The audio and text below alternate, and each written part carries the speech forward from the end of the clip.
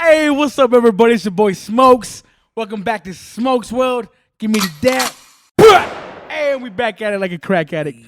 First and foremost, my motherfucking co-host. Brother Jake, the motherfucking mastermind with a fresh motherfucking tooth pulled. Hey. Feeling fresher than the rest of them. And right here in the middle, bro, we got a dope lyricist, bro. Hey, He got songs like Gang. hey, Gang, gang, He got the gang, song gang. called Distance with C-Fresh. hey. He was recently on a dope music video with the Voodoo Child and Trouble Loke Hey. out of Hobbs, New Mexico. Hey. Dope ass fucking song, by the way. Go check that Hey. shit out. One of my man. It's called Mi favorites. Vida. And he was on my West Texas Cypher, the Mid-Desert edition. Oh, diddling. It's your boy. I know you're gonna say that. I know. I was prepared for that for like or slash O'Dillon, whatever. It's the motherfucking one and only Skat Barzini, aka Skat, aka El Perico Nose, aka. I feel like I'm coming out to the intro and shit. What's good, man? Say what? We gonna do y'all doing Smokes World? Oh, this What's good? God damn it. Hey, I bro, told he's you. always been saying me It's the mid-desolate Tesla. A while back, I like that, seen, diddling. I seen the Medessa mixtape. Booster and all them were on that shit. It was a bunch of old school shit. It's old, yeah, y'all, you know that mixtape? Y'all heard of that shit? When I first seen that, they had a part 1, part 2, I think, right? I don't know how many parts it got down to, but then I was like, when I seen that, I was like, I want to know diddling one.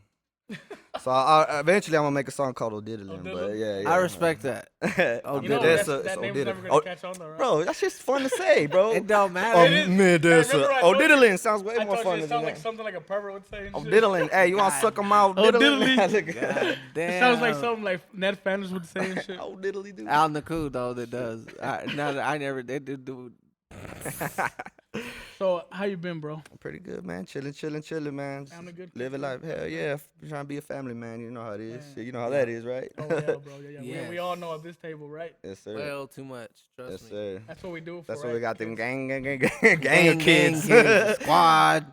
Yeah, I feel that. Well, that's dope, bro. Like you staying busy, like is work good, bro, and all that.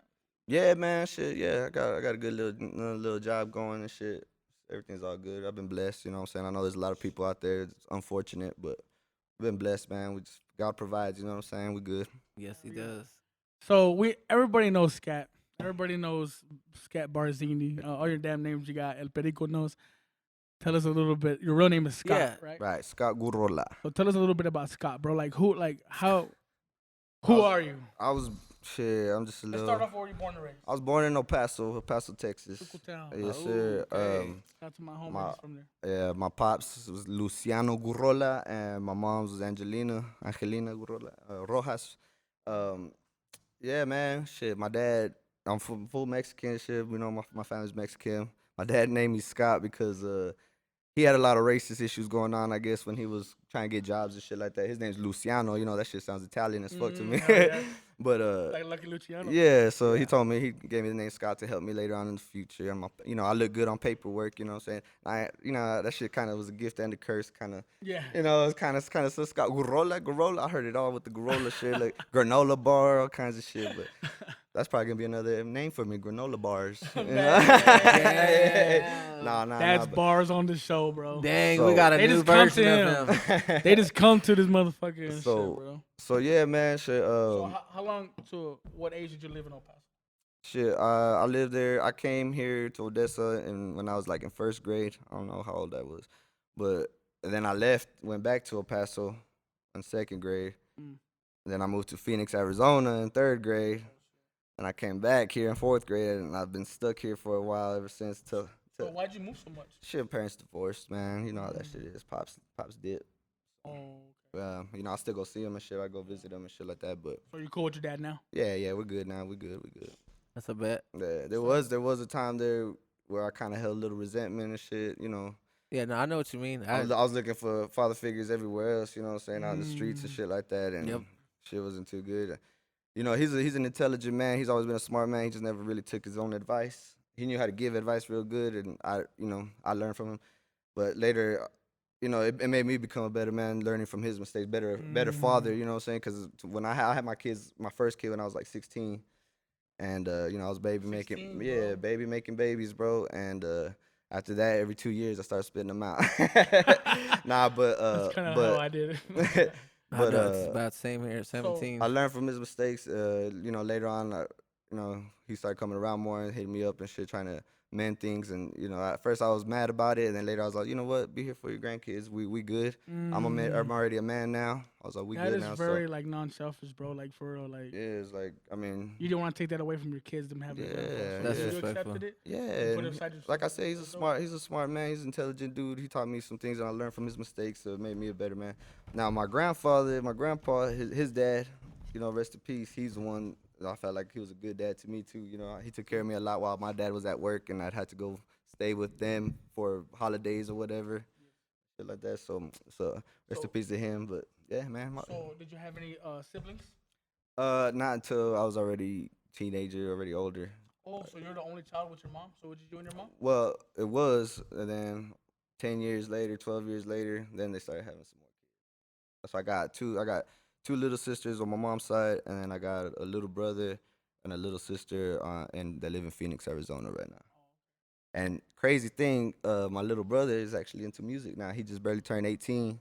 And he is pretty fucking good. I ain't gonna lie. way, Yeah, I swear to God, dog. He's That's pretty. crazy. He got He lives where again? in Phoenix, Arizona. Phoenix, he lives in Phoenix. Yeah. That's crazy. Man, You it's should hot do a as song fuck with in them. Phoenix, bro. Oh fuck yeah, I went bro. through there one time going to California, bro. God damn, I could not breathe. I got out of the gas station and put gas in, bro, and I could not fucking breathe. It was Yeah, so I fucking used to hot. have to walk to school, bro. They had I went to high school there for like a year, I think, or 2 years. I trip y'all out. Fuck that. Bro, there's a fucking golf course in the middle of the fucking place, and the whole road goes around, and I'm on this side, and the school's on that side, the high school's on that side, and I had to walk. My pops would be at work already and everything. I used to steal my grandma's car. She wasn't there. She just had left it there. My grandpa had it, but he'd go to work, and I'd steal the car and go pick up my friends and go there. Cause when I had to walk, bro, by the time I walked back, I have all my clothes in my backpack and shit. I'd just be in my muscle shirt and some shorts and shit, bro. That shit hot. That shit ain't to play Yeah. with, bro. People die out there from Oh yeah, I that already heat, know. bro. That That's shit be hot in the bitch. So you would say so until like you got older and had siblings, it was just you and your mom. yes. So it's solid 10 years. Yeah. How was that? How was that for your mom? Man, my mom's a strong, independent woman, man. She's hard headed, but she's strong and smart because she don't really like to accept help from anybody. She never put that hammer down on my dad and got child support and shit like that. She did this shit all on her own, bro. Yep, all on her own. I feel you on that. Yes, sir. Man, shout out to Skat. She did this living on that. That's Yes, she does. Yes, she Shout out to does. Skat's mom, man. yeah. Shout real out, shit. mama. It's not an easy thing to do to raise kids, but by yourself and shit. Yeah. Me, I was fortunate enough to have my mother and father. My dad was crazy as fuck when I was young, and he fucked up a lot. But Yeah. as he got older and I got older, he was there for me a lot. But now I have a nephew that's going through the same thing.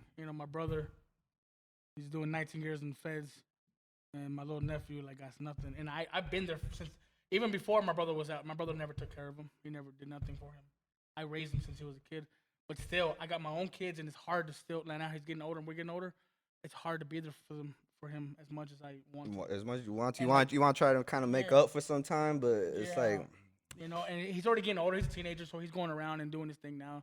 But like I can still here and there, he'll call me, and he just, he needs that guidance. Even though my grandpa's there, my grandpa's old. My dad's old already. Like he doesn't have the energy of a young father would have. Yeah, So that's it's big fucked up, difference. bro. It's fucked up, man. So shout out to all the single mothers out there and all the kids growing up with that dad, man. Yeah. Hey, stay strong. Yeah. So you ended up Stuck here in this hole. That, Yeah. So at what age did you start rapping? I want to say like about 14. I want to say I was about 14. Okay. We'd just be freestyling with the homies, just getting drunk, fucked up. Okay, so like why? What got? Like, Why? Shit. Just the inspiration from music. Sometimes it was. I don't know. I've always had like a way. I like the wordplay. I like playing like the puzzle in the words and making something funny. It started off like as comical, like making funny jokes, and I think that's why I really was intrigued with battle rapping because that shit's funny to me. Some of the stuff they say is like, whoa, how did he think of that? When did you get into battle rapping? I was like 16, 17, I think. I think I was about 17 years old. I was battling in house parties and shit at my boy AP's house. Oh, okay. I was doing house party battles. I had homies. I even put money. That's when I started winning money. That's when I was like, oh hell yeah, this is fun. This is pretty Hell fun. yeah. But I'd keep be kicking it with like an older crowd. And when I was like 17, I was kicking it with like older people, Yep. like 20, 24, 25 and shit. So I'd be partying with them, and I started little battles and stuff. And I'd bring some of my younger homies with me too, and they'd be all battling. So we'd be in the back while everybody's partying, doing all the fun, grown up stuff and shit. We're in the back freestyling, battling, and I'm putting money down on my boy. Be like, you could beat my boy, then you could battle me, Man. and all kinds of shit. And that's when I started getting into battling. Bro, I used to love that shit, bro. I used to love tag teaming with the homies, bro. Like, we'd fucking like spit some bars and shit. Some other fool comes and we're like already kind of like getting tired. The other homie jumps in and starts spitting and shit. You know what I mean? Yeah, Bro, yeah. there was nothing better than those fucking parties, That shit bro. was fun, bro. Shout out Baby Texas he'd be there freestyling all the time too. My homeboy Jacob Garcia. I put 50. He won. I remember I won my first $50 off of him, and I gave him the bread. I was like, here, bro. Like you earned it, you won it, you earned it. And You ever shit. been at a battle and people go like, cross that line? Not during those house parties, no, because I think we just had everything on lock, and then you're not to fuck around and shit, because we didn't want to fuck up the party. So I think they kind of knew that. And I've only been to a couple events around here and shit, so I really seen nothing really pop up. Oh, I ain't gonna lie, I popped off on a dude once. He was trying to battle me, so that same dude, that lost the money to, that Jacob beat, my homie Jacob beat. So I hadn't seen this fool in years.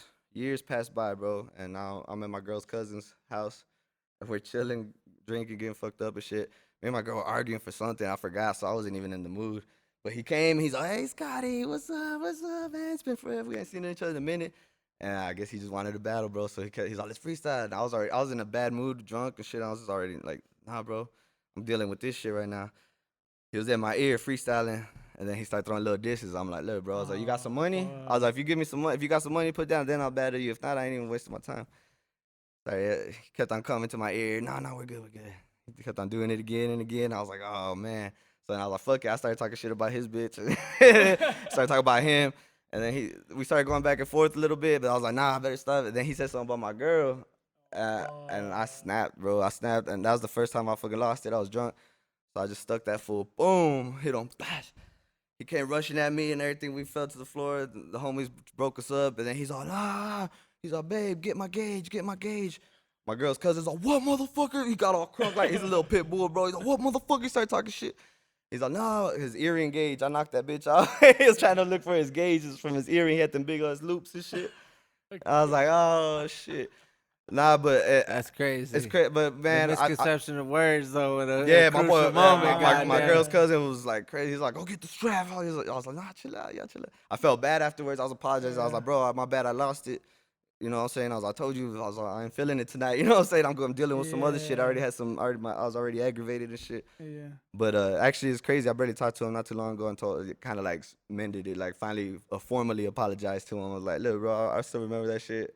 I was like, but you cool. He was actually a coach for one of my sons. Football for a while back, yeah. So we were cool shit, but I told him, I was like, yeah, we straight now. That was cool as fuck. That small town shit, huh? Yeah. Yeah, that's what it be like sometimes. Yeah, it's history. It's old shit. So how was it growing up in Odessa, bro? Like what neighborhood you grow up in over here?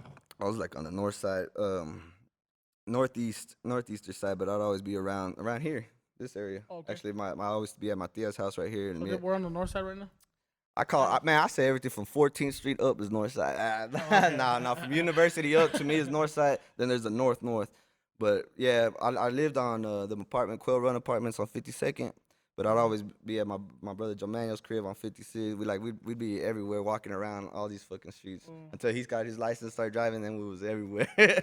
God damn, that's what. So there is like so you know what trips me out, because in Midland we have no north side. We have a north side, but it's nothing but rich people. That's the east side here. Like east side over here is like the rich. Oh, okay. So the east side over there, and the south side is mostly the most of them. Yeah, west side's the west side, some of it. out here, then the south side. Everybody knows the south side. Yeah, so it's weird. So you have norteño gangs and sureño gangs here. Yeah, it's kind of weird because like in it's Midland we don't have that. So it's like big city. It's weird because that's all Cali shit too, man. Yeah. And I fed into it for a while when I was younger too, when I was like 14 growing up and shit. But I realized shit later on growing up, and I was like, I didn't have the knowledge, and I was like, okay, I see what's going on, bro. I was like. And when you get older, I realize it really doesn't make any sense. You know what I mean? But because like the gangs in big cities, it's all for it's like it's for territory, and it's really like a drug it's a drug game. You know what I mean? Yeah. And that they're fighting for territory and shit. And like people break it down here, and really it's just for colors They just over there. they're just trying to click up, really. Yeah. Like I kicked it with I knew a bunch of Norteños and shit. I knew some Bloods and everything, and then I knew a bunch of Crips and everything too. And nobody ever fucked with each other at all. And when I got old enough and I finally, I knew where I could stand on my ground and I had my bread right and everything, and I was kind of being the what's it called, like the outlet to them, like the median to them, and I actually made a bunch of people cool like that around here. Oh, for real. From the different sides, Crook's one of my boys too. You know what I'm saying? He was banging hard. His homies were banging hard, and we all I met all his homeboys, and they had some beef with some of my older homeboys back in the day, and I was like, what I'm saying, they know what's up. We all good and shit, and it was all love. Everybody grew up and became businessmen. Exactly. We all party together, kick it, and we know what it's about now. You know what I'm saying? My gang's my family. You know what I'm saying? So.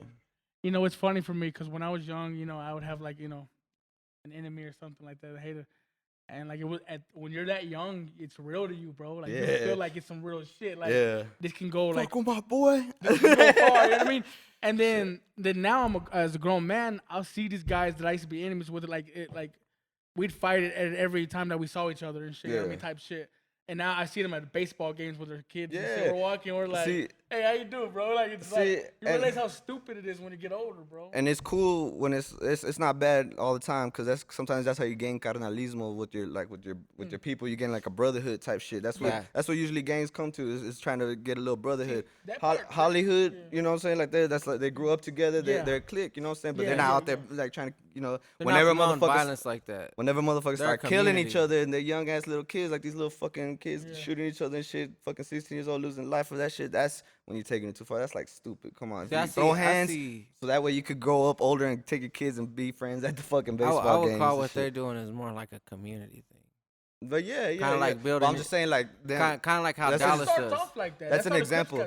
But no, but what I mean is like that's how it is. Like when you go to Dallas in certain areas, like there's apartments. Like the apartments are community.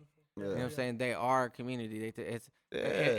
Anything that's multiple people is an organization. Like other people I click up with, I make sure we try to make sure we're all good at each other. Like how he said his family is his gang, and that's what I mean. It's not a bad thing, but also I'm saying I like to call it a community because a lot of people try to like imprint a bad word on it. When they say gang, it sounds like it makes it sound bad. So, but it's like a community.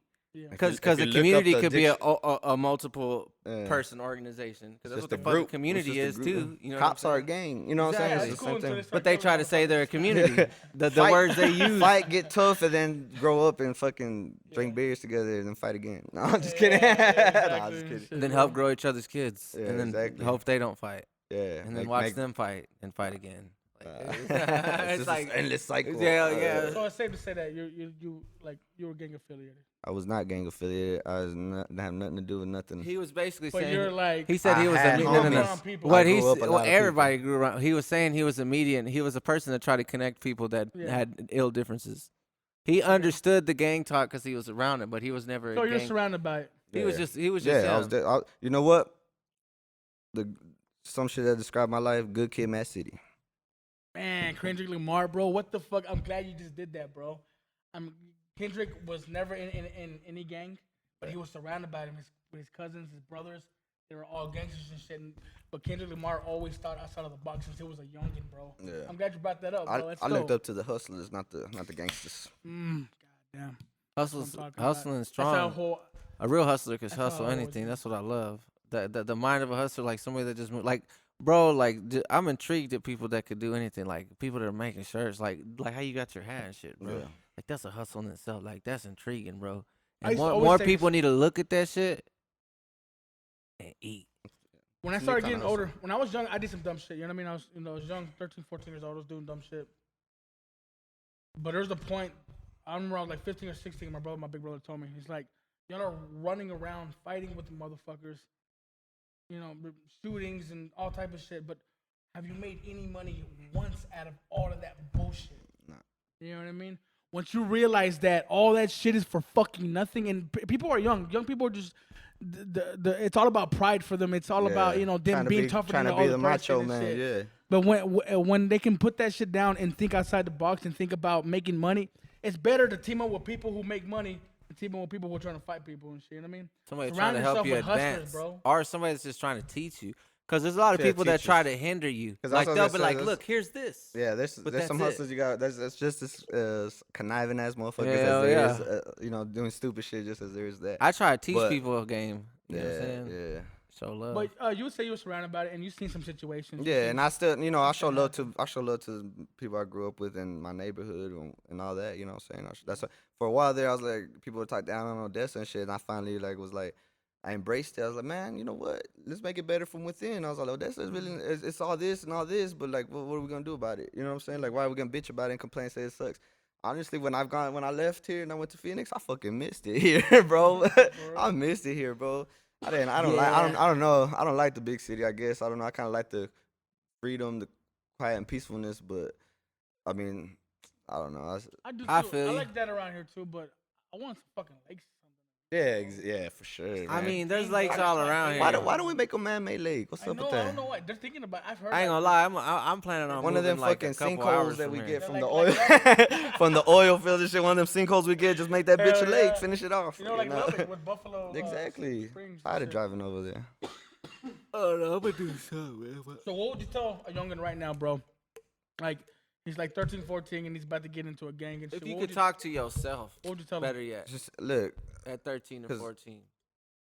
Just who are you looking up to, man? Just that's what it comes down to. The reason I was fucking around with all these motherfuckers is because I was looking for a father figure myself. I didn't have my mom. It was just my mom, but a male needs a male. You know what I'm saying? To look up to. I respect that. So some of these other guys, and they're still teenagers themselves. They're still like 19 or something, and they're getting these little guys to do shit for them. And they're acting like the big brother type shit because that's what they're looking. They want that comfort. But really, they're using them. So watch who do you call the big bro? Watch who's your OG. You know, watch them. Yep. See, are they good? Are they living with their mom still? Are they fucking? They got living in a trap house? Bro, I respect that. That shit's powerful. Do they really got a house? I ain't gonna lie. You know what I'm saying? That's who you want to look up to as a person. If they're in fucking jail, I mean, shout out to my homies locked up and shit too. You know what I'm saying? But I mean, it's all about their mindset. Cause somebody go to jail for something simple too, but like I respect that on so many levels, bro. What you just said, cause like I was pretty blessed, bro. I ain't gonna lie. I was lucky enough to meet the AI clique, Mr. A, Ice Mike, and all. They were all older than me, bro. They taught me everything, game and everything. See, there's some good big but brothers that take you under the wing. Yeah, the right bro. way. They taught me everything from the point where, like, bro, stop. If you don't rap about cars if you don't got them. Don't do this if you don't do this. You know what? Stay in school because school's what's gonna like, bro. I ain't gonna lie, bro. Like my grades were down. I wasn't giving a fuck. I was on the process of thinking about starting to skip, and these fools put me on the mindset. Like, you want to hang out with us, bro? We're way older than you, but if you want to hang out with us, you need to be passing. Right. You need to be focusing on school and shit. I ain't gonna lie, bro. They motivated me a lot to be smarter, and that's why I'm so lyrical now. Is because I used to watch them and be like, man, I feel stupid. So now I'd go to school and start trying to learn shit. I remember trying to like find a way to incorporate volcano and incorporate ways to better yourself. Different words I was hearing in science and incorporate shit. ways to better yourself. Like even if your OG or whatever is fucked up, learn from his fuck ups. Nah, that's the best way. One of my OG hustlers, bro, that I looked up to a lot, and that he put me on a lot of game when I was younger. He let me kick it with the older crowd and all that shit with him and everything. He taught me the game. Like, he's locked up and shit right now too, and like he's fucked up made the same mistake a couple times, more than once. But you know what I'm saying, I'm trying to learn from those mistakes and fucking stay out of cuffs and shit. You know what I mean? So. You just learn from it. Even though I looked up to him so much and shit, I still learn from the bad stuff and take that away and better yourself. Facts, bro. This man speaks some wise words. People need to motherfucking rewind that shit and rewatch what he just said, because that's some deep ass shit. Yeah, very deep shit, bro. But we're gonna take a small break. Hey, small break. We got some dope topics coming up. We're gonna talk about Respect Is Due Records. Yeah. Okay, we're gonna talk about his top 5 rappers all time. We're gonna talk about top 5 rappers locally. Yeah, I know you do not want to miss that. A lot of local rappers have a lot of respect for this guy because of his lyricism. So I know they want to see this. They want to see what he thinks. Small break. Feelings hurt. Fact. And we back at it, man. We just took a smoke break. Smoke road. After all, hey, do it, fool. Go ahead and do it. Look at that. Hey, that doesn't come to the end of the show, fool. Oh, shit, my bad. But that was the special edition of Skat. Hey, man, we got something new that we're going to do today for the first time on the Smokes Road podcast. What we doing? We're doing this. It's going to be, we call it Guess that bar. Holy podcast, Batman. I just picture the loud ass. Guess that bar, like in the background and shit. And all that really, crowd there's in the back. nobody else. There's nobody else better to do it with than Skat, because he's like, I know, because I've seen, on social media, he's really into hip hop. I am, but You I know what I mean? smoke a lot and I forget a lot, and then I remember. But you're in the bars, All right, though. let's get it. And you're in the lyrics. I am. I made it easy for you because I know. I am, man. Thanks, I know man. your taste, bro. You know what I mean? So I'm gonna say this shit. All right, ready. It goes. I mean my penmanship at times tends to get ill, violence but with skill. That's why I hint when I write ends. You gotta spit it right, bro. Well, And I'm I trying tell to. you, come on, man. You can't. I said, I mean my penmanship at times tends to get ill, violence but with skill. That's why I hint when I write ends up with the mic and pencil get killed. And I'ma still ride or die for the squad, so you know which side that I'm on. If it's a battle lines, if a battle line's ever drawn, but if I get involved, it'll be like K9s in a brawl. Bro, I just barely fucking heard. See what I mean? That's why I forget about name. I just barely fucking heard this song. Hold on. If you can't get it, I'll give you three. Like I give you A, B, and C. Hold on. I mean, my penmanship at times tends to get ill, violence but with skill. That's why I hint when I write ends up with the mic pencil get killed. I just fucking heard this. Bro, come on. I just tell me fucking you don't heard know this. shit. I know. That's what I'm saying. It's And like at I'ma the tip of my still tongue. ride or die for the squad, so you know which side that I'm Come on. on. If a That's the battle part that I line's ever fucking. I drawn, wrote but if this, I get think, barely on involved, my it'll be like status too. K9s in a brawl. Fuck. Give me the A, B, C, D. E, F, G. Nas, Hobson, or Eminem. Nas. God damn. No. Oh Eh! my god. One more try. So it has to be M then, right? It's Eminem, Yeah, bro. I was like, It's off of the song called Nat. what was I thinking? Nat, fool, remember? My Nat. boys are like COVID. That's So they what- get it right off the bat. Hey, that's a fresh one, man. That's a fresh one. All right, I have it. I ain't gonna lie. I jammed that shit for like a week straight, and after that, I kind of just put it in the playlist mix. But yeah, that shit did go hard. And I was just thinking, I was like, man, where the fuck did I hear that shit? I said Nas because I was just bumping like one of my. I thought it was funny when you was about to say line. He was like, he hit that hoe with you and shit. Like, Okay, this one's got to be easy for you, okay? All right, let's get it. Take me away from the hood like a state penitentiary. Take me away from the hood in a casket or a Bentley. Take me away like an overdose on cocaine. Or take me away like a bullet from Kurt Cobain. Bro, I fucking heard that shit too. I can't think of names right now, bro. I'm fucking dead on names right now. Hold up. Hold up. I think it's the way that you're saying it. That's okay. throwing me Maybe out. take me away. I'm not Like rapping. a cat to throw for me, I'm take not me rapping like away. you rapped it. Like a throw for me, take me away. Give it another A, B, C, D. I can't. I can't believe I words. can't. Yeah. Damn, I thought you were You don't really know going to get this. I already know. Take I, me- that okay. in my head, I could already Take me. imagine it. Dum, Take me away. dum, Hold on. dum. They say you ain't grinding till you tired. You Why ain't you singing grinding with my eyes That's wide. Cause I'm fine with You know Well, it. whose verse is he singing? fucking Wheezy, right? Whose verse is Man, he whose singing? verse is rapping, though? Take me away. Fuck. Like a casket or a Bentley, take me away. Damn, Skat. How am I thought you how am I know missing You this? were- How am You I were missing just this? cutting for this food the other day. Was I? God damn. Who? The game. Damn. game ain't that's on that even- song. I was just singing the hook and I didn't even see it. it. I'm telling you, I'm off right now. I'm off. Let's get it. Well, that was fun. That's fucked up for the first time we did this. You got both answers Fuck. wrong Give me and some shit. more bars. Hey, but let's get back into these questions, bro. All right, man. So I want to get into this.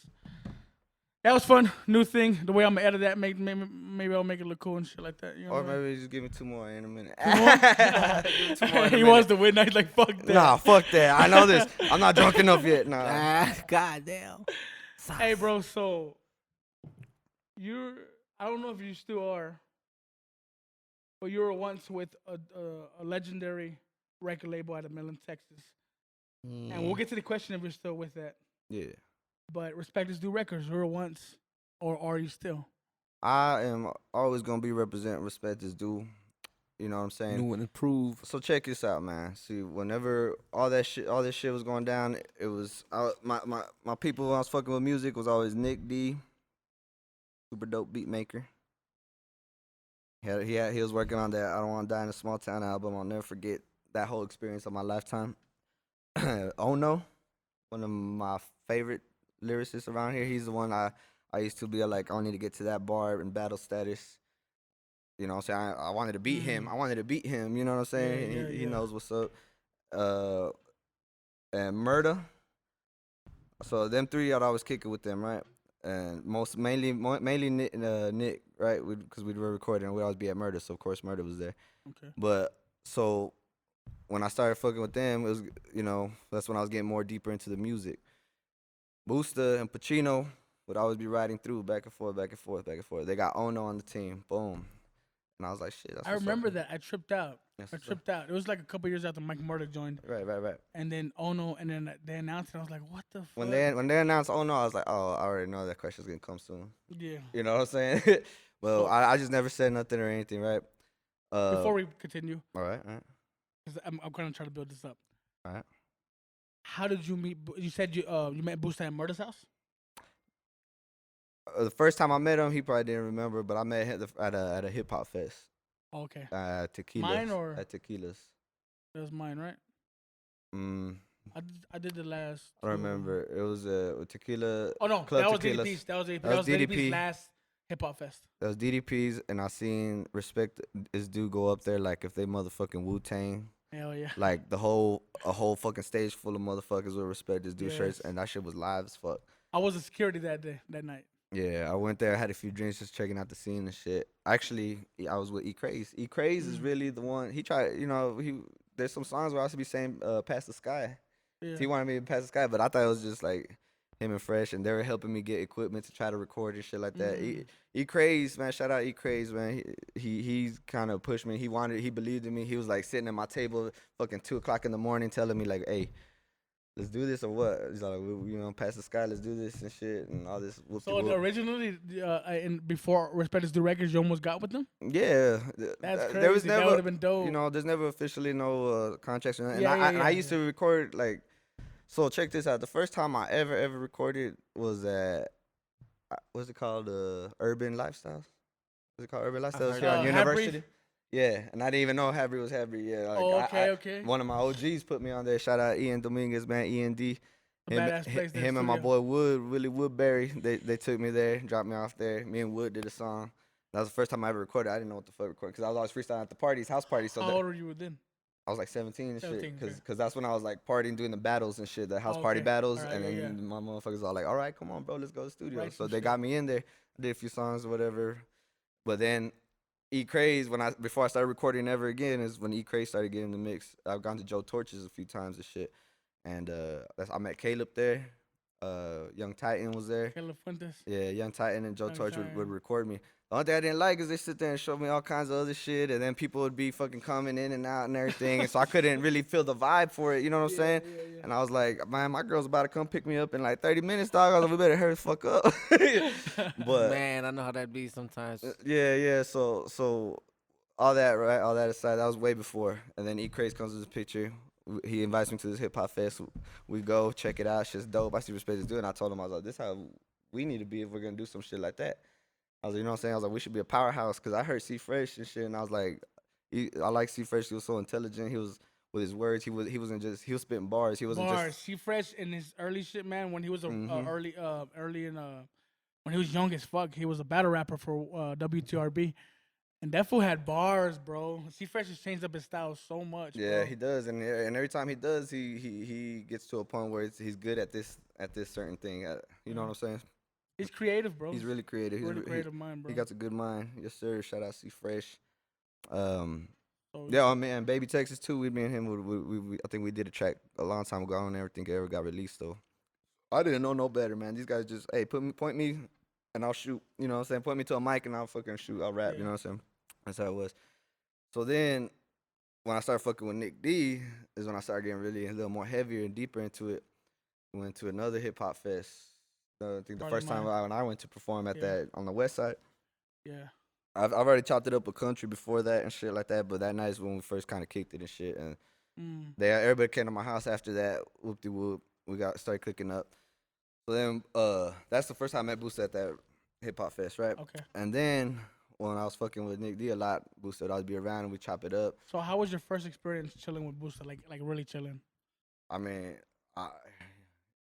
he's like he brings a certain energy. He's a big man, so as soon as he walks in the room, you feel that energy. You know what I'm saying? So he was, and his voice and everything. You know, he was very chingon and shit. You know what I'm saying? Like, you know, and I like that because there wasn't really a lot of that. A lot of people were trying to do different type of music. There wasn't really a lot of raza type shit. There wasn't really some Mexicano. And I heard it in him, and that kind of inspired me. I was like, that's dope. That's different. It's dope. And there ain't really no badass Chicano rappers that I've heard until I started listening more to him. Really? And then I opened up to more. Like there was some before, but I wasn't open up to him until I started listening to him.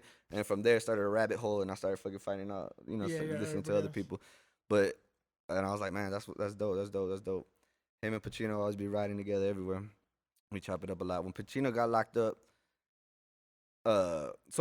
we talked about it before, but I just never made anything official because I didn't know what it was. I was like, there's no contract, there's no paperwork. I ain't trying to be, you know what I'm saying? My girls be like, what the fuck? You're going on tour and shit? You know what I mean? We're already planning shit like that.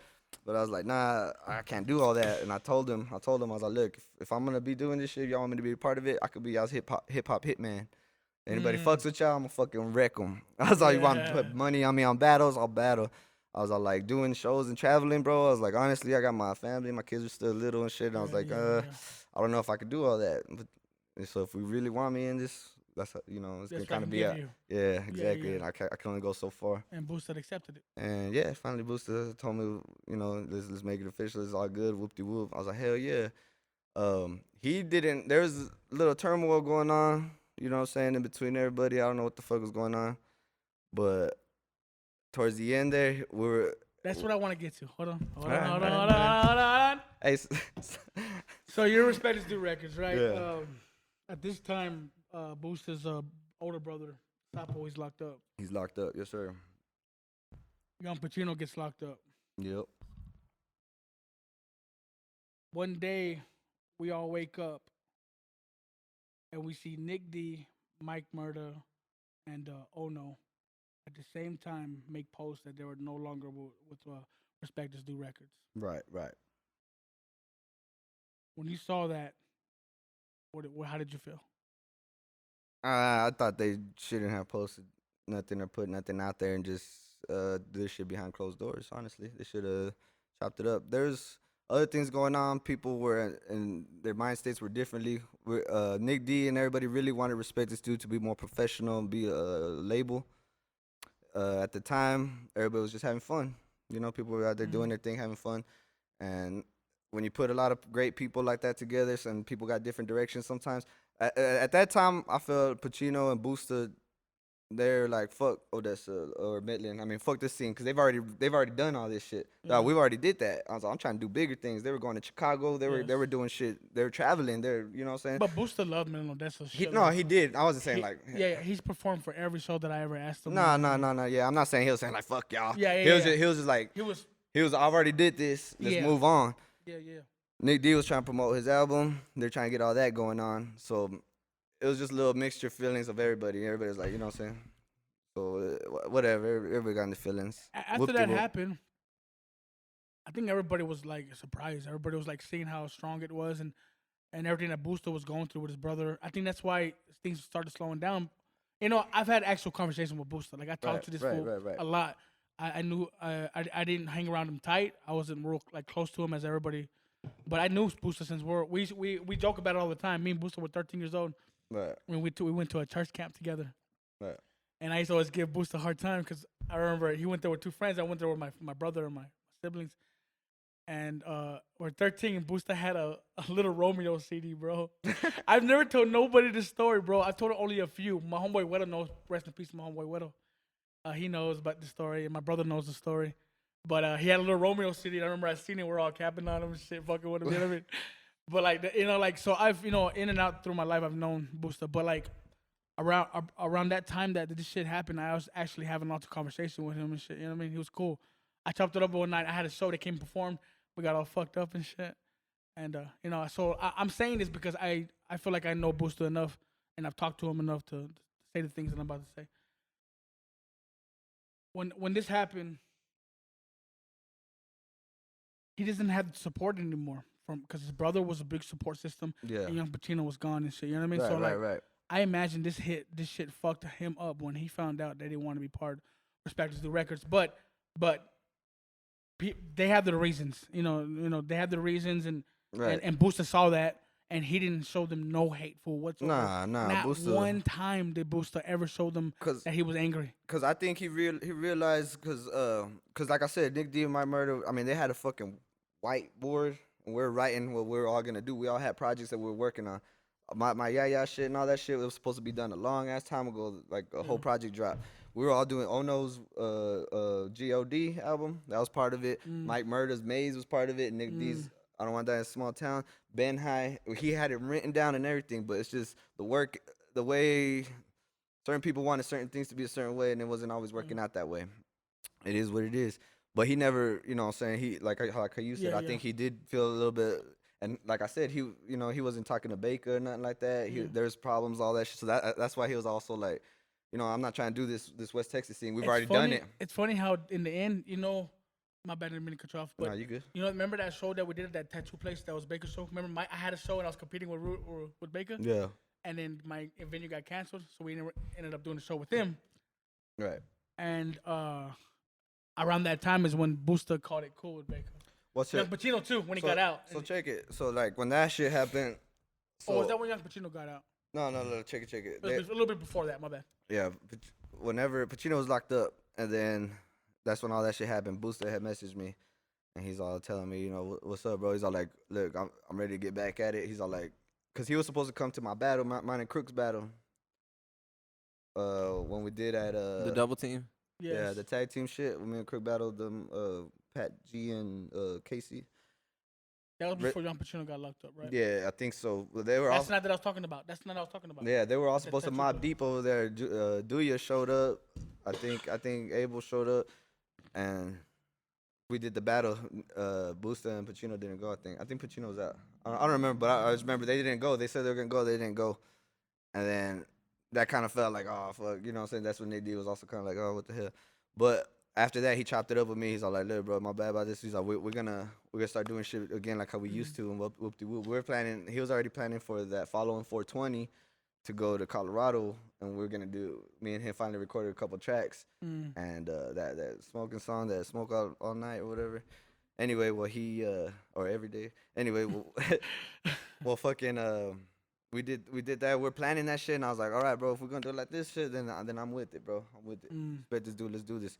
So that same thing, he's all like, all right. So it was gonna be February 4th, February 2nd, one of those. February 4th, I think we're gonna throw a party. He was throwing a show. Him and Baker chopped it up. Everything got cool. He was finally gonna do some music here back in the scene again. He ain't performed here in a while. I remember. And then it was the hamburgers or the battle. Hamburgers and bars. Right, yeah.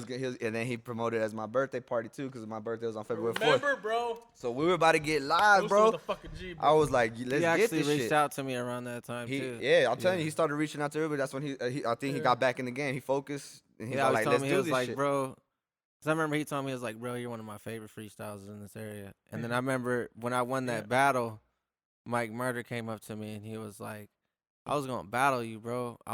He said, look, right here, it's $200, bro. I was legitimately gonna come up and say, whoever the fuck the winner is, I'll pay you to battle you for your money. He said, but Busta told me not to. He was like, Busta told me not to battle you. And that shit hit deep when I heard that shit. You know what I'm saying? Like, fucking pick up for where he left off. Yeah. So we're gonna do that. So he got hit. I felt the energy in him. He was ready to get the shit lit. So from there, I was like, fuck it, respect this dude. It is. Me, loyalty to me means a lot. Okay, look, I'm glad you said that, bro. Right, I wanted to do this.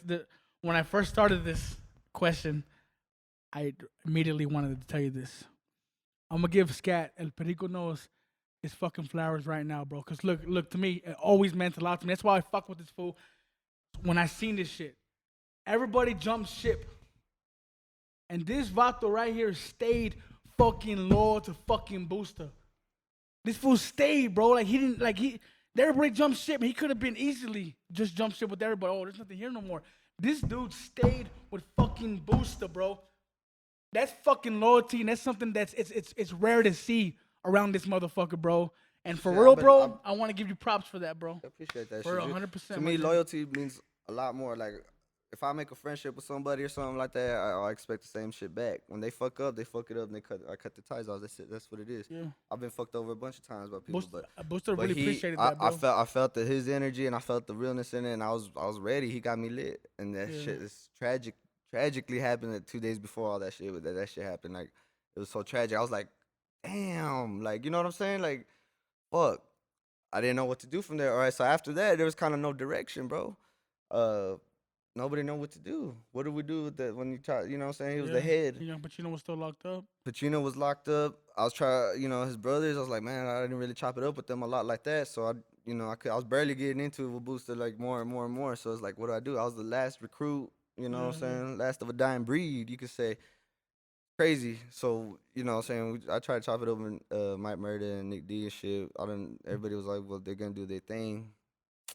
To me, it still feels like it was carnalismo. To me, Nick D, Mike Murda, and all still respect this dude to me. I feel like that was a brotherhood. Like, no matter what, you can't just wipe that shit off of you. You know what I'm saying? Yeah. No, like even after that happened, Booster loved them. They loved Booster. Yeah, bro. They had a brother. Bro. They had a bond.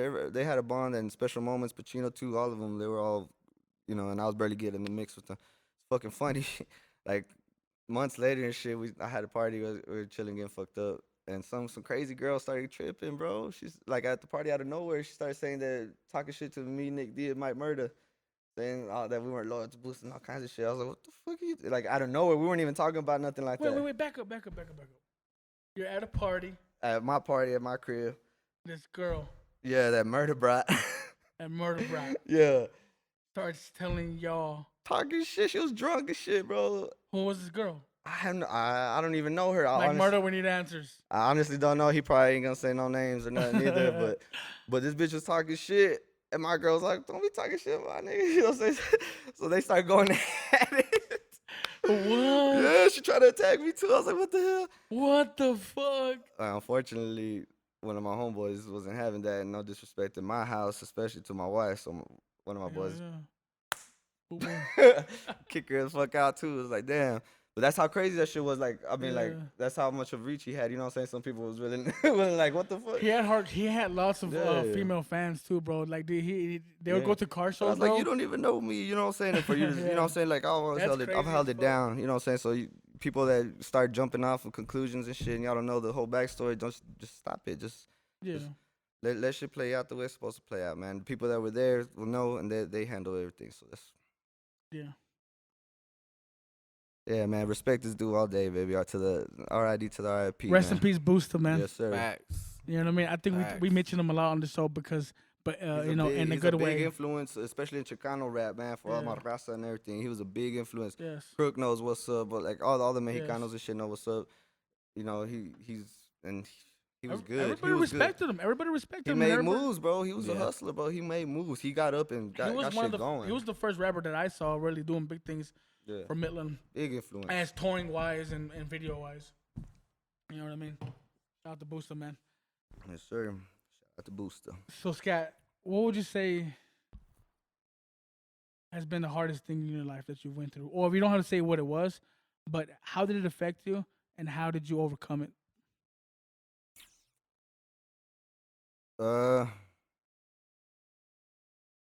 Shit. I've been fucking people try to rob me before. You know what I'm saying? I have guns pulled out on me before. People shoot in the air like pussies though. Fucking I've been jumping. I got a fucking battle scar right here. But karma played his part and that fool's own homies ran him over, so I don't know what happened there. I started feeling invincible for a minute, and that's why I was like, fuck everybody. You know what I'm saying? I felt invincible. I felt untouchable. I was good. I had my money straight. My family was good. Everything was good. But I did get a little heartbroken once, and that shit killed me. That shit made me feel uninvincible again. Heartbroken, huh? Right. After all the other bullshit, that was really the one that kind of like, ooh, you know what I'm saying? Yeah, losing people close to you, that shit will kill you too. You know what I'm saying? That shit eats you up. I guess eating up from the inside, emotionally. I guess inside. Let's talk about. I don't want you don't gotta give me those details, but let's talk about the heartbreak. Right. That was the hardest one. It affected you mentally. Yes. It put your life on hold. It, yeah, it did. Even though it didn't seem like it, it really did. I'd be in the house where it'd be so fucking quiet that shit was so loud to me, and it fucking eat me up. And I needed to hear noise. I needed to hear people, especially the kids running around and shit. You know what I'm saying? It's. I've been in that position. Yep. I've been without my family, and the night times was the worst for me, bro. Yeah. When I didn't hear my kids, like fucking running around and causing. Regularly, I'm fucking yelling at them. Hey, man, shut the fuck up. Yeah. God damn it, boy. But the night that you don't hear that shit, bro, fucking eats you from the inside. It does. It does. I got lost. I got a little bit lost. Yeah. But shit, I mean. But what's the bounce back? How'd you overcome it? Like, did you have was it like a situation where you had to forgive? Was it something you had to forget? It was a situation. Was it something that you had to improve? It was just a situation. Nah, it was work on my end. You know what I'm saying? I started realizing my fuck ups. My time's being spent at. I started getting too deep into shit, and if it wasn't for her, she kept me. I'd be with some of my homies and locked up in jail, or I'd be fucking gone or doing stupid shit. She kept me out of all that shit. So when I started getting mixed into certain things. It was taking a lot of time away from her. Even work too. Even this oil fields and all this shit, all the work around here. I had a good job going. I wasn't in the fields, but we worked building LAC units and stuff like that, and I was doing good at that job. But it was getting stressful because they were moving me up and up and up, and I was getting good positions, and the pay was good, but fuck, bro, I'd get home pissed off. You know what I'm saying? Yeah. So slowly, surely, it started eating away. But you know what I'm saying? Once as a man, you realize what you're doing and you try to fix it, and if your partner's willing to do the same, then things work out, man. Things mend. Time heals. It's funny, Heartbroken. Like, we think we're the toughest motherfuckers. Like, we think we're providers. We're men, and we want to provide. We want to be the provider. We want to be the strong, tough man that's going to keep our family safe and shit. But we don't know how fragile we can be, bro. We are, bro. Definitely. That's what I'm saying. We had guns pulled out on us. We've been jumped, all kinds of shit and everything. And that's the shit. You know what I'm saying? That little pussy. I ain't pussy. That shit'll have you jump out of character and have you feeling insecure about yourself. It did. But well, you bounce back though, right? I bounce back. Yeah. It's a mental thing, right? Yeah. Facts. Yeah. It's you controlling your thoughts, controlling your anxiety, bro, and just putting everything into perspective. In the best way that you can understand it, you know what I mean. Yeah. Once you figure out what the problem is, it's that simple for some people, but for some people it's not, because they got demons that they just won't go away. You know what I mean? Yeah, man. But once you realize the problem and you fix it, then you're the better man for it. You know what I mean? Man, look, y'all already got me open up. I ain't even gonna lie. I was thinking it, but I was just gonna say it because I don't really like talking about it. I was trying to ignore it and try to cover it, but fucking we fucking we lost a kid, a baby, and this is just last year, and that shit fucking. That's why I kind of disappeared from everything for a while and shit, and yeah, bro. That shit, yeah. That's really the thing that fucked me up. That's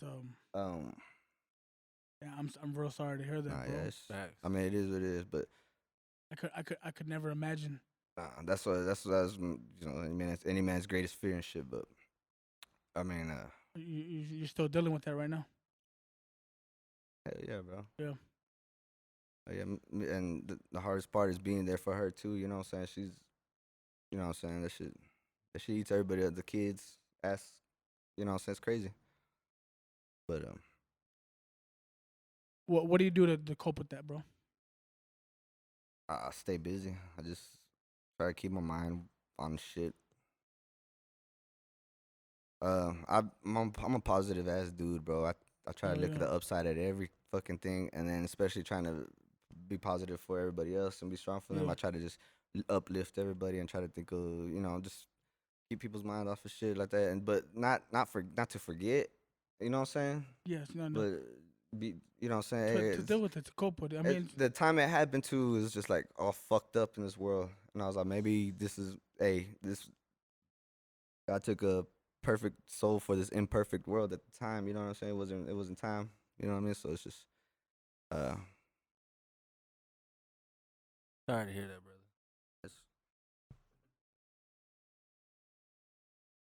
Well, rest in peace to a beautiful soul, man. You know what I mean? Hey, but you here now, bro? You rap, right? You rap to deal with it, right? A little bit, yeah. You know what I mean? I got, yeah, kind of. I don't know if I'll ever put it out, but I got some. That's the best way to deal with it, bro. Yeah. Mr. Turbo, my G. You know what I mean? Yeah, definitely, man, definitely. Hell yeah, bro. Good, bro. Hey, we'll all be there one day. Feel me? We'll all be together one day. So, correct. You know, I like to think everything happens for a reason.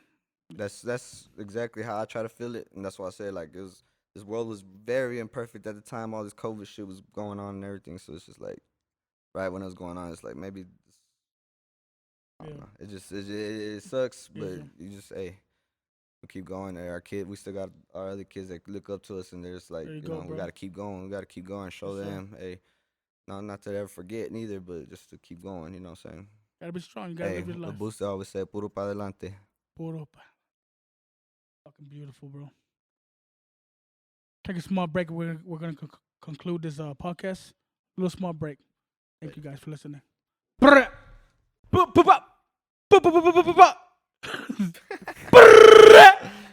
We back at it, man. It's your boy Smokes. It's El Periko knows. It's the motherfucking one and only Brother Jake in the motherfucking corner, bro. Hey, you know we back at it. If y'all like this podcast, hit the like button right this moment, right now, okay? If y'all like, if y'all want to comment on something that he said so far, go ahead and put it in the comment section. If you want to follow him, you can find him at El Periko Knows on Facebook, or you can look up Skat Barzini. You can see some of his music posted on the timeline. Wait. Hit a big old symbol, you know what I'm saying? And then we're going to put... You guys merch coming out soon, right? Yes, special comment. Shit, y'all can place those orders. Y'all let me know. I got a few people already owe some shirts too, but shit, I got y'all. I'm just trying to get everything worked out right. That's the hat right there. See, this hat's one of a kind. Actually, it's the only one right now. How much is that hat? I'm gonna need me a fitted, bro. You know How much is that hat? $25. Check it out. I got $25 on that hat right now. I got $25 on that hat right now. Autograph it. Hold on. I got $25 on this motherfucking hat right now, and $20. Hit the motherfucking 3 with the period at the motherfucking comment. No, change it up because they might know from the last time. No, it don't matter. 3 with the motherfucking period. If they ain't watching, they don't know. You feel me? What I'm saying, but they know from the last time. If they ain't watching, they don't know. You feel me? All right, so I won't announce it this time? No, if they ain't watching, they won't know. So if All you're right. watching this shit, 3 with the motherfucking period, and just to mix it up, add a motherfucking 2 at the end. So 3 period motherfucking 2, goddamn me. And you gonna win this motherfucking hat? You think I'm bullshitting? Hold on, bro. Oh shit, he gonna pull out the bands now, eh? Hold on, bro. 30 on that bitch. Look at that. Look at that. Man. So they can have this hat? I was gonna give it a gift to Smokes, but I got you another gift though. Don't worry, I got you another gift. This is a gift for Smokes World because it's gonna be a gift for the viewers of Smokes World. I got you another gift though. All right. Shit. When this podcast drops, man, we're gonna do this new exclusive for this new video I got in the way featuring Big Will. Shot by Visual Pro. Shout out Daniel, man. Visual Pros, y'all doing y'all thing, man. Hell yeah, Visual Pro. Shout out to them. Oh, I like that gift. So remember, you get the hat and $20 PayPal or Cash App. Bam. Come on. Boom. And $20 for me. Run that shit. And that's all sponsorship for $40 Smokes World and my boy Skat. You feel me? There you go. $40 in a hat. No. $20. Oh wait, are you at a 20? Cactus House with another 20 again. Oh, okay. Hey, so it looks like we at 60 because I got 20, he got 20, they got 20, and we got the hat. 20. So it looks like you got $60 in the motherfucking hat. Damn. You feel me? Sponsored by Smokes World, Cactus House, and El Perico Knows. 3.2. That's the comment you need to put. Or matter of fact, fuck that. Smokes World. Comment Smokes World, all caps. Bam. Man. There you go. Plain and simple. I like that. All caps, no cap. Yeah, man. For the Smokes cap. World, all caps. So if you're listening this far, you're only going to know about this if you listen to the podcast. I'm not going to announce it. We're going to find out who the real fans are. Yeah, that's the point. And it like it's kind of like a thing I do on the thing I do. Like I done told y'all how I do the stuff on the items with the game and shit, make my money. It's one way to build it up because people are gonna be like, you know what? Fuck, there was only 3 motherfuckers that entered that, and that was a 40 to 60 chance to win that shit. You know what? I'm getting in the next one. I'm gonna start watching all them hoes so I can start getting. Because I'm gonna tell you right now, we'll pay some motherfucking rent. This smokes world in this bitch. Man. You know what I'm saying? You know who won the last contest? For the cap. Who? Was Carlos Padilla's mom. Oh yeah. That's crazy, right? Yeah. Hey, she was happy as fuck, bro, when that bread hit. Bet.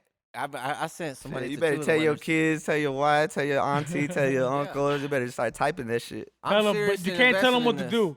Tell people Watch this. Watch the podcast and you'll find out how to win. Right. Watch the podcast. If you actually want to have a chance to win some of this money, show some love with us because I'm actually taking this money out of my time of day and, from Fallout 76. But, to get this money for y'all. I'm taking that shit from my paycheck. Let's get it. That is $60 in a hat, man. Go ahead and comment Smokes World in caps. All right? Let's get back at it, man. Skat, bro. You got a lot of rappers you like, right? A lot.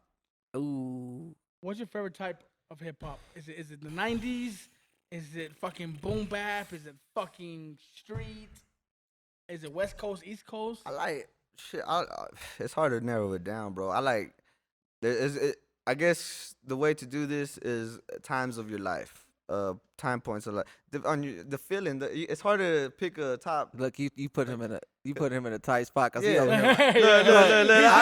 He's all arguing with himself and shit. He looking at all the best comments right now like, Mom, I do don't this know shit. which one. Skat be talking shit to El Periko, to Scotty G and shit. They be all battling each other because there's different times of feelings that you got. I know what you mean. Sometimes I'll be like digging some Drake shit. I'll be like feeling good. Sometimes I'll be raw and rugged, want to listen to Uncle Murder and fucking Benny the Butcher. Let me narrow. See, Let me narrow it down. Bars. I don't narrow it down. One person. If you had to pick the best bar artist in the world, it's gonna be Slim Shady. Not Eminem. Not Marshall Mathers. Slim Shady.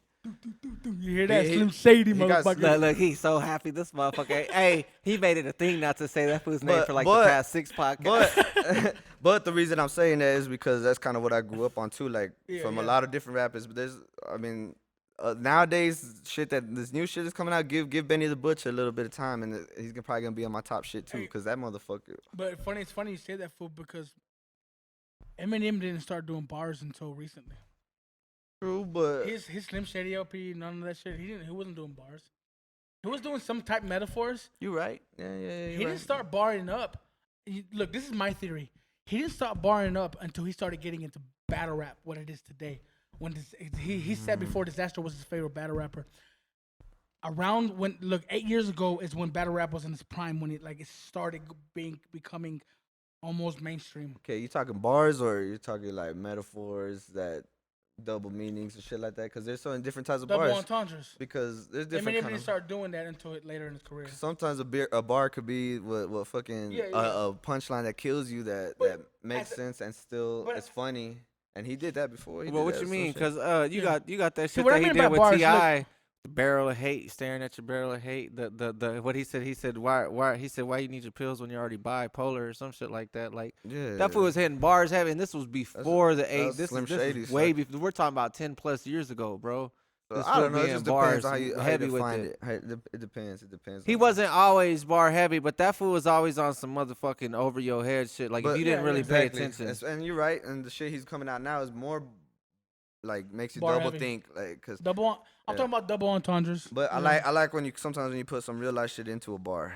And that's kind of what he was going through when Slim Shady style. Yeah, he was talking his shit, but he was also trying to get a point across, because of what he was going through at that time, whether it was motherfuckers suing him because of all that shit, whether it was his baby mama or whatever, you know what I'm saying? And he put it into when it's Ja Rule, or you know what I'm saying? He tear it up. So, I mean, if you were to collect all these lyrics all together, I bet you'd find more bars in Slim Shady shit. Okay. From other rappers. Oh, okay. I got you. Okay, so let's do this now. We got. Let's do top 5 without Eminem. Top 5 without Eminem. Eminem? No. Yeah. Slim Shady? No. What? Come on, you know. Come on, y'all don't know. If you don't Oh, know, now B.I.G. you know. B.I.G. I knew that. I knew that. yeah. B.I.G. Bro. You know, of course. That's easy. Okay, Alright. so who So we else? can't do the Big and Pox, right? Because Can't that's do what Big we and talked Pox. about last time, Yeah, right? yeah, yeah. Alright. They're already on there. We already know you Let's do big. top Of 5 all without- time, all time. It's hard, bro. I'm just gonna go off the top right here, right? So you gotta go with Jay-Z because of longevity. And honestly, I never used to like Jay-Z until I listened to American Hustle. Blueprint. The first Blueprint, bro. Well, I'm not gonna say he trash. I'm just saying I didn't really sit there and Yeah, listen yeah, because yeah. I was youngster and I was like worried about a bunch of other bullshit. Brother Jake don't like Jay-Z. Now as a man, I look back at a bunch of shit and I'm just like, I'm not saying he trash. I just don't. I can't listen to him. Yeah, yeah. It's nothing Not against your the man. preference. No, and that's Nothing how I wrong was. with That's that. how I understand that. But you gotta respect his longevity. Oh, and, yeah. and he still comes with some heat. Yeah, You know, He what I'm saying? does. He's still coming with heat. And shit, he put in game. You know what I'm saying? He put you on game. So I gotta say Jay-Z. Shit, while we're on there, I gotta talk about Benny the Butcher, man. That fool. I've been on his shit for like. I listened to Conway first, and then I started getting with Benny the Butcher, and I thought Benny the Butcher was harder than Conway, because Conway goes hard too. Yeah. But anyway, so I gotta put Benny the Butcher, Lil Wayne. That shit is part of the childhood, Lil man. I Wayne's in grew my up. top 5 for Lil sure, Wayne, bro. So Weezy, I mean, His mixtape. he also plays. got the longevity too. He's been, Yeah. he had so much consistency. Like, Yeah. he would drop track after track after track for free, and he'd just be like, hell yeah, shit. Lil Wayne's fucking beast, bro. So that's 3 of them. Method Man. Boy, That's finally crazy. Look, somebody. I'm glad you mentioned Method Man, bro. Somebody, bro. Method Man is aging like fucking fine wine, bro. Method Man goes too. That fool- motherfucker I is talk about spitting that fool a bars lot. now, bro. Like more than he. Man, bro, I've He's been so told you smooth, that he's too. the one person or a few people I feel like you just put against him and it'd be a fucking beautiful match. Oh yeah, I think you I put don't him give a against fuck with anybody. Method Man's a Method fucking Man's a genius, fucking bro. monster, bro. Did y'all hear that new But Red Man now shit? though, he's getting I seen better the new and Red better. Man. Which Is that what one? you're talking about? Yeah, did you see that new Red Man? shit Yeah. that The he put 80, out? the 40 bars, 80 80 bars. 80 bars. But I That seen shit both was of his new fucking shits. There's flames, another bro. one where like it's that old lady and shit. And the Uh, I know which one you're talking about. The Yeah, new one where yeah, he's yeah, by yeah. himself and he's spitting like a motherfucker. But there's one he just dropped like a couple of weeks ago or a month ago, and it's like I swear like he's talking shit to like some old lady and old man. But it's a funny ass video, bro. Yeah, shit. Okay, let's. So I got one more. One more. Shit. It's hard, man, cause Kendrick. I gotta put Kendrick in there. I remember at a point I had him over Eminem a while back. I was jamming a lot of shit. But see, man, I got so many like favorites that it's crazy because I like J. Cole. I love J. Cole shit. J. Cole, bro. He's so fucking real with it. I feel like he's the savior of hip hop. He's a hip hop Jesus right now. You know what I'm saying? Like the good hearted part of it. Yes. King Los. I haven't heard really new shit from him, but That King, fool is King a Los was freestyle a fucking beast. god. Have you heard him freestyle, brother Jake? Oh my god. I like King Los. I'd like to. I like the old Logic, like the Frank. Look up King Low shit on YouTube, bro. His Yeah, freestyles. check out- That fucking freestyle for fucking ever and spit like real complex bars. Bro. Royce the Crazy. 5'9". Royce the 5'9". Yeah, that song that he has with No, Royce the actually, 5'9" I have a verse with him and Hobson. that we're supposed to drop. Royce the 5'9", Hobson, and Or not Royce. King Los. You heard that song? Forgot the fuck it's called, but that shit. It might not be That's Royce. the type of shit I He like. said Hobson, Royce, and And King Los. King Los. They have a track together. No, I Boy, don't think I've heard that, bro. What the fuck? That sounds like fucking fire as boy, fuck. they all eat that shit. All right, bro. Let's go to your top 5 local rappers. Or if you don't do top 5, that's fine. If you want to be like just someone you fuck with, or do you want to do top 5? That shit. Top 5 is more fun. All right, well, man. Shout out to my boy Country De La Rosa, bro. I think he's not just top 5 rapper. I think he's a top artist. I think he got a belt in every division. Like you know what I'm Who's saying? the cold Different beast? kind of genres of music, and he's hard for it's funny because he could hear a song that's like, girl, like what the hell? That ain't him, and it's real heartfelt shit. And then there's another where he'll just come back right back with a rapidy rap type shit, bro, and come with some bars, bro. Like Like, an That dude entrepreneur is of very music. versatile, bro. I hear his shit, and like when me and him chopped it up all the time, we kicked and everything. Like I was like, man, I need to step my fucking shit up. And you know what I'm saying? Like I wanna get up there. So I gotta put Country. Manny Mac's a fucking legend, bro. I've always had respect for him. Man, He's Mini Max a fucking. he gets it jumping. He's I don't know. His swag's just so fucking real. You know what I'm saying? Like you vibe and you feel like it's authentic. You don't feel it's fake shit. You know what I'm saying? That's the vibe that I got just by meeting him, bro. Yeah. That was so real and genuine. It just made for a dope conversation, bro. That podcast. If you ain't seen it yet, go check it out. Yeah, he's cool. Mini Full Mac of and energy. Evo, man. Yeah. That dude's he's a dope ass artist. He's got that like the mixture of what he got, bro. He got that 90s feel. He does. There's been some tracks what I heard which kind of sounds like Too Short type shit. Then some other shit sounds like Easy E. And then I'm just like, oh, like he's so versatile. But it's Mini Mac. You know what I'm saying? Yeah. His boy D-Shaw, man. D-Shaw, I think he slept on a lot, bro. I think he slept on because his shit is authentic. It's authenticity, man. He won the real contest, shit. That bro. fool was fire. Yeah. He won me and brother Jake's. But not only that, on the Full rapping contest. shit too. You know what I'm saying? Like authenticity as a person. Like I said earlier, you could be the best bar spitter and anything, and if I don't respect you and I don't as a person, you're a fake ass, shitty ass person. You know what I'm saying? I'm like, fuck that. Can't respect the music. No, and so D-Shaw definitely up there. That's 3, right? Who else? That D-Shaw dude, man. That fool was fucking eating, bro. That fool was eating. There was that other dude too that was eating on that fucking thing. What was the name? Skat Barzini. Fuck that motherfucker, but he's coming back, bro. When this beard grows back, bro, my bars get more vicious and I get back on my shit. My bars get more vicious? Nah, I just think I always thought I was unfuckwittable and shit. Like, you know what I'm saying? I didn't, I've always wanted to battle and do all that shit. So I felt like I was on my top tier shit. Yeah. And I feel like I kind of slipped off of that when I was trying to learn how to mix and master and everything. I'm trying to peep game. I took a break from that now so I could get back to writing, and I have a lot of shit written right now that I don't think nobody's gonna be able to fuck with. You know what I'm saying? So, I feel that. What's that? 4? I need one more, or is that good? Nah, he's like, I don't want nobody else. Oh man, come on, why you gonna do this to me? Shit. What about Feezy? I like Feezy's bars. Skill level. I like his There's bars. a lot of people. Prophecy, that fool just released a little Feezy. piece. Did you see that shit that he did, bro, in Spanish? Those Spanish bars? Yeah, he was doing good. I like that shit. What the fuck, boy? I like that shit. No, his bars is up there. He said, I'm not talking about white boys when I go where the green goes. I was like, that's a bar I like. Yeah, bro. I like that bar. That fool's a fucking killer, bro. Feezy goes hard, man. I like Feezy. What about anybody from Midland? You That's said what I nobody said. from Midland, fool.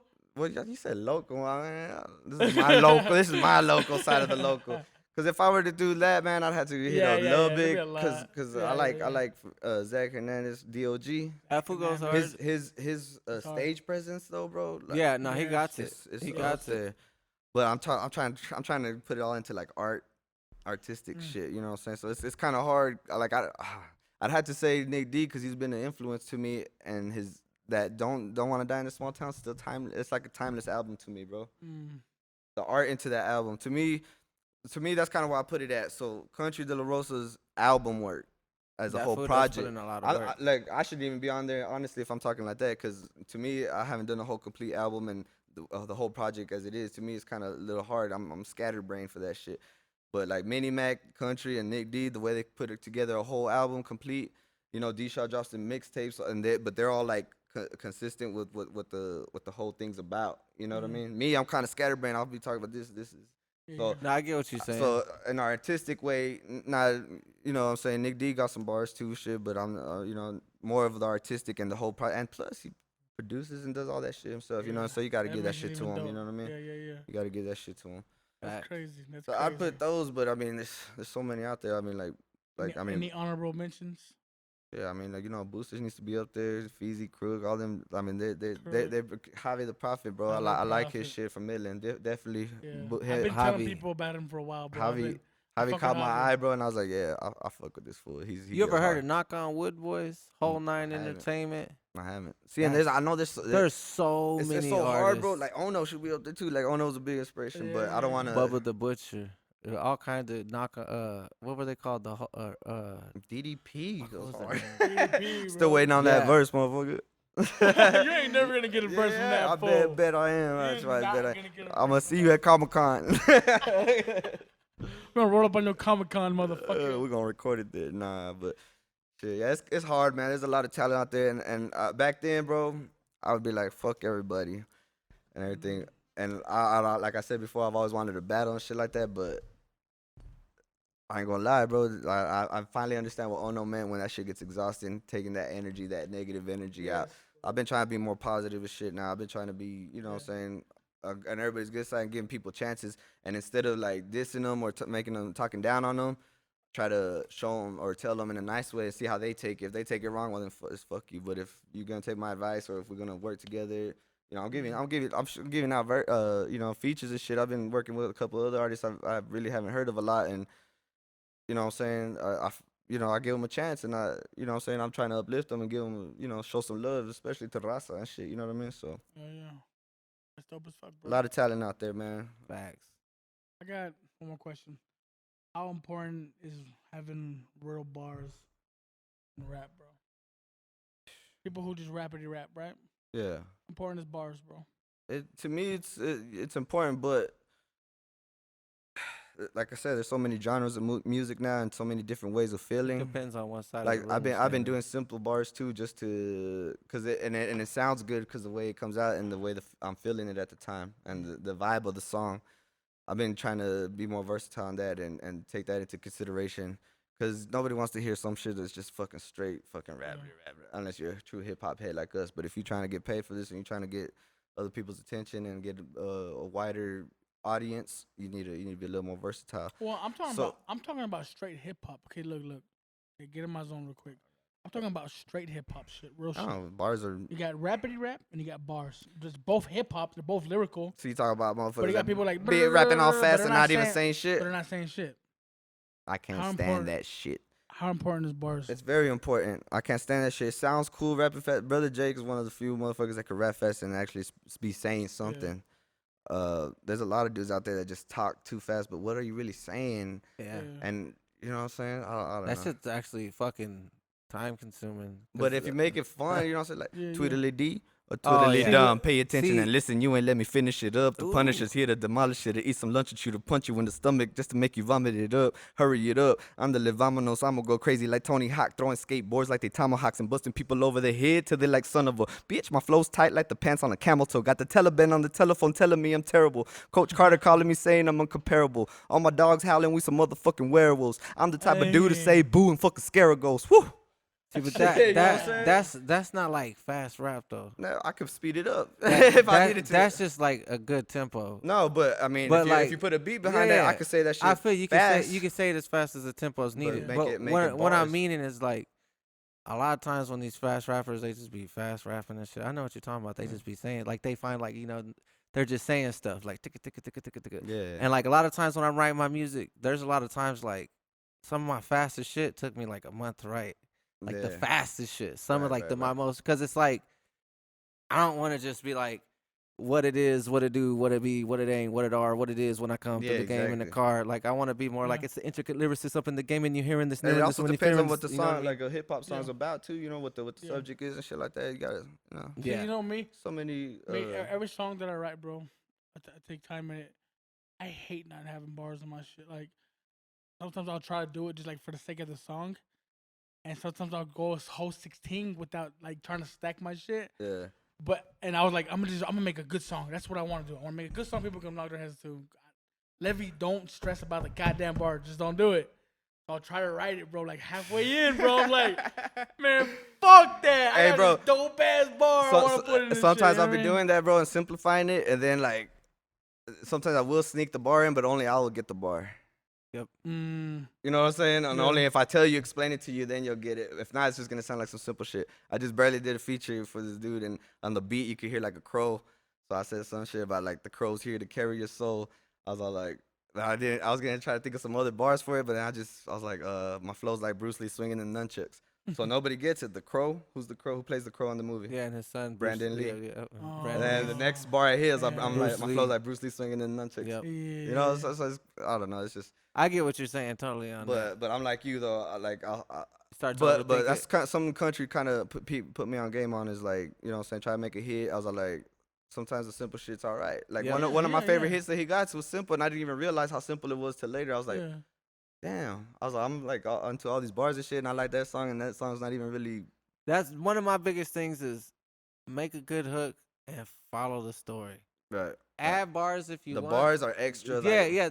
Bars are like cherries on top. You know what I'm saying? But at least have them in there. At least have a good punchline. At least have. But here's at least my have thing. the ending. Just, You know what? Hold on. Wait. That's why I always say. Just like how you at? said, a lot of people might have not seen that. A motherfucker could be throwing a bar in about Winnie the Pooh, but if you don't know shit about Winnie the Pooh, how you gonna know about the bar? Exactly. So there could be a lot of people that are saying bars to people, but you just don't know what they could be talking about Yu-Gi-Oh for all you know, bro. There's a lot of things I wish we could do where we could break down bars of people's songs. I bet or people explain the song. Well, I do that. Or if you go to my YouTube, you'll see I do reaction videos. Boy, when I used to work with this motherfucker, he'd do this. Hey, but look, I got a song that came out to that Nicki Minaj Yikes beat, bro. Right. And I just think that it's exciting when you have to go back and hear my shit and catch all the bars that you didn't hear. Yeah, you gotta rewind that shit, bro. That shit was right off the bat. I said, I'm in drugs in the game. Call me Sosa. Yeah. You know what I mean? Drugs in the game. Call me Sammy Sosa. Yeah. Steroids. This motherfucker. I hit it out the park. Call me Rosa. Yeah. Rosa Parks. Yeah. I love combining bars, bro. Like this is a whole bar, but it's setting up for the next bar, and that bar is explaining. This the motherfucker's bar always been, bro. I ain't gonna lie, bro. Like, I love that shit. I've always heard about bars. That's what made the shit fun. The puzzle. It's a word puzzle, man. And I never really cared about them too much. I'd say them here and there. Like I'd say them, of course. Like how you. I never really thought about it, kind of like how I'm I killed the beat and revive it like they did that man Lazarus, et cetera, et cetera. You know what I'm saying? Like, I've never been a big bar person, bro. But after working with this guy, like he always made me try to look into my bars. It's part of the element of hip hop, bro. It is. I guess it just make a complete. Everybody. But then again, I can do bars like I think a lot of people can't. And around this area, I don't think people can do bars like me, and you. I don't think people can do metaphors and double entendres the way I do them, bro. There's not a lot. Go hear my shit, yikes, and nobody else does that around this area, except for maybe Skat and a couple other. But they don't do bars like that, bro. Stacked out bar after fucking bar. My shit was bar after fucking I remember bar. that duck one you had. But then again, I can't make songs like Contra de la Rosa. Right. I can't sound smooth or sound cool or do women's music for the club and shit. I can't do that shit for the life of me, bro. So I know how to do bars, so I'm gonna do that to the best of my ability. Right. I respect that. Do whatever's the best for you in music because that's really what makes it. At the end of the day, it's all art, and there's no correct way to do art. Somebody could tell you need to do this, you need to do that. Best thing I ever heard. What art you need to do, open for interpretation. what you need to do is what the fuck you do. You know what I'm saying? Do it the best you can. Yeah, like how that motherfucker got the motherfucking chalkboard and taped a banana to it and sold that bitch for $1 million. That's fucking art, bro. You can't tell him how to make art. The motherfucker bought that bitch for $1 million. That is art. Art is what you make of it and how people do it. You know what I'm saying? Same with music, because music is art. We are, at the same time, we are painting pictures with our words. You know what I'm saying? Yeah. And that's why you have fan base. Trust me, there's people that mutter and they got fan bases. Oh, yeah. You know what I'm saying? It's just what people want. Yep. Yeah, but that's what I'm saying. You don't want to dumb the people down either. Yeah. Like, what are we gonna do to change this shit? Are we gonna bring this hip hop, or are we gonna let everybody just keep doing the same? But we can't force our views on people either. There's people that just want to hear that. Grow shit. This beard out. No, I'm just kidding. I'm just saying, I know what you're saying. There's people that people want to hear that shit, Nah. and let them go hear that shit. You know what I'm saying? Yeah. And the people that want to hear that real shit, you know what I'm saying? They'll come fucks with us. Not knocking what other people do, but regardless. People are gonna be people, bro. Motherfuckers do some weird shit in life. Yeah, and there's so many different. That's what I'm saying. There's so many different things that people like. You can't. I mean, you can be versatile and just have fun with it. To me, that's what. Before this hip hop shit started for me becoming more like, oh shit, like I gotta do this, or people try to get professional about it. Shit, I liked it when it was just fun. That's why I feel the best music is made whenever it's just fun and you just vibing. Whenever there's no money involved, there's none of that shit involved. That's when some of the best shit ever comes out. You know what I'm saying?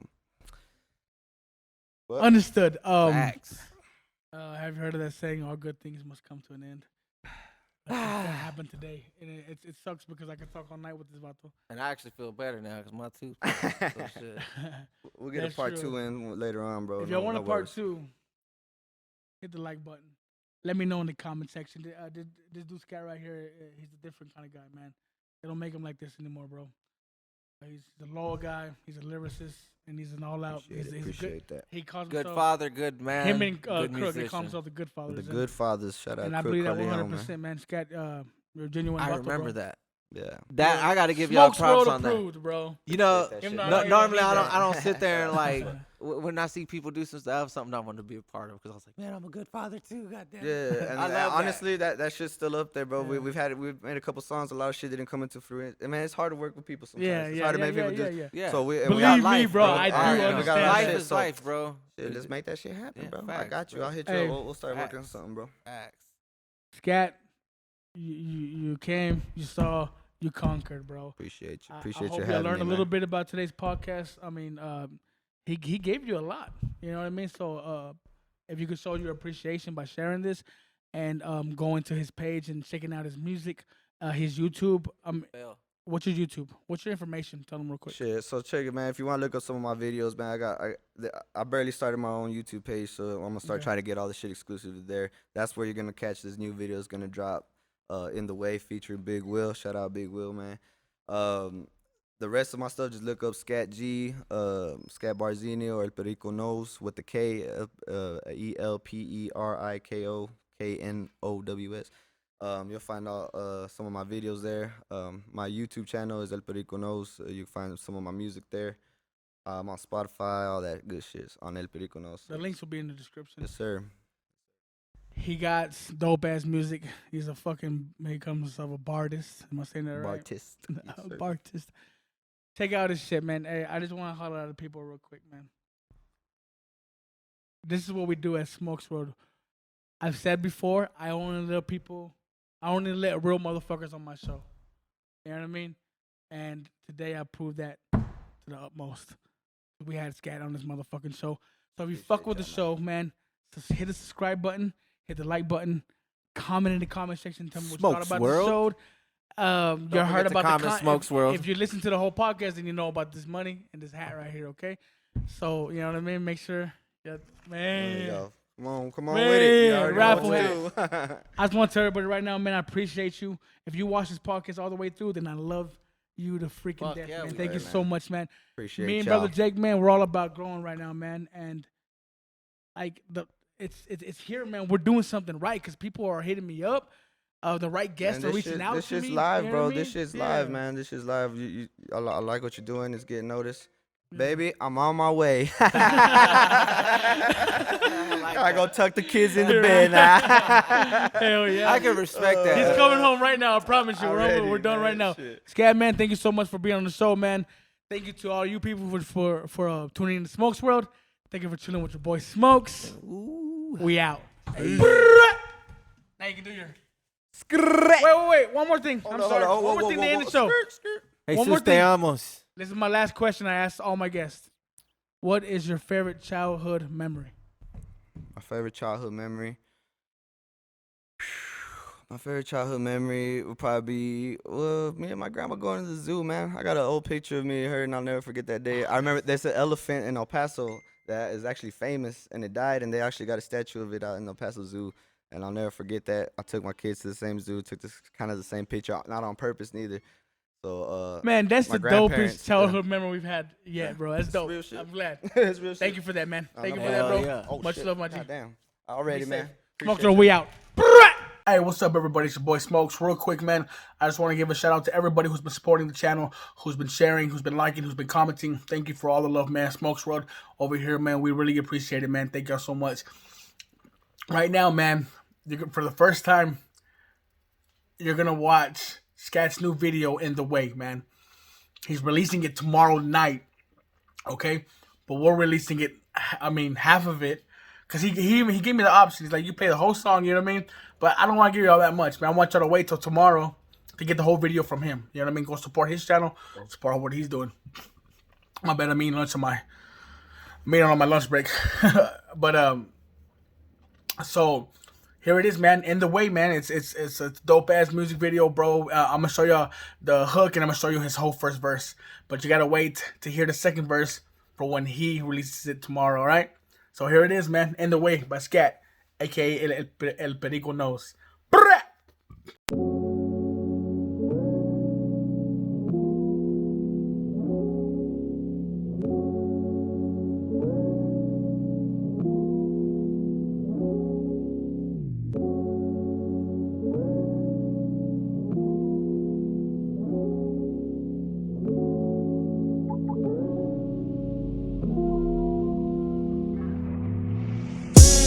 swear I hate depending on niggas, cause they be handling you any kind of way. When you call, I come, no delay. But when it comes to me, it's like I'm in the way. I swear I hate depending on niggas, cause they be handling you any kind of way. When you call, I come, no delay. But when it comes to me, it's like I'm in the way. Y'all just don't be wondering how we turn so heartless when even your own shadow leaves you when you in the darkness. I guess I shouldn't expect so much at the end of the day. People who quick to walk away never intended to stay, acting like they cool with me just to support they foolery. So cool, but really they only bring it down about 2 degrees. Bitch made, that ain't even that cold. I can't believe I thought that we was that close. Matter of fact, you needed me more. I swear I hate depending on niggas, cause they be handling you any kind of way. When you call, I come, no delay. But when it comes to me, it's like I'm in the way. I swear I hate depending on niggas, cause they be handling you any kind of way. When you call, I come, no delay. But when it comes to me, it's like I'm in the way. Yo,